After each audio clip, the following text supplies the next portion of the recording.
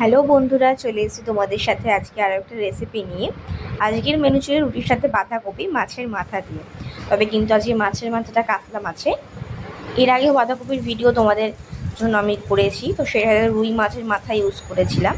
তো আজকে কাতলা মাছের মাথা দিয়ে করব, দেখো কেমন লাগে। প্রথমে আলুটা ভেজে নিচ্ছি এবং গোটা গরম মশলা সেই একই তেলে ফোড়ন দিয়ে দিয়েছি।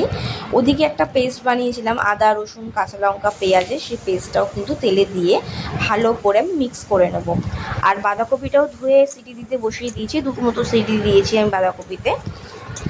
তো দেখো মশলাটাকে ভালো করে মিক্স করে নিয়ে এর মধ্যে টমেটো কুচি দিয়ে দিলাম এবং এটাকে একদম হাই ফ্লেমে দিয়ে কষাবো ততক্ষণ না তেলটা ছেড়ে আসে।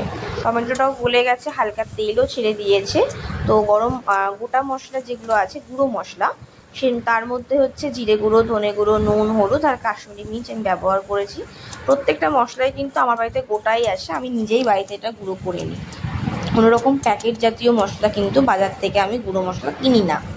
তো ওইদিকে দেখো একটু জল দিয়ে আমি ভালো করে কষিয়ে নিয়েছি এবং তার মধ্যে আলু মাছের মাথা আর বাঁধাকপিটা দিয়ে ভালো করে মিক্স করে নিয়েছি। এই সময় কিছুটা ধনেপাতা কুচিও আমি দিয়ে দিয়েছিলাম, ধনেপাতা দিলে কিন্তু একটা আলাদা ফ্লেভার আসে।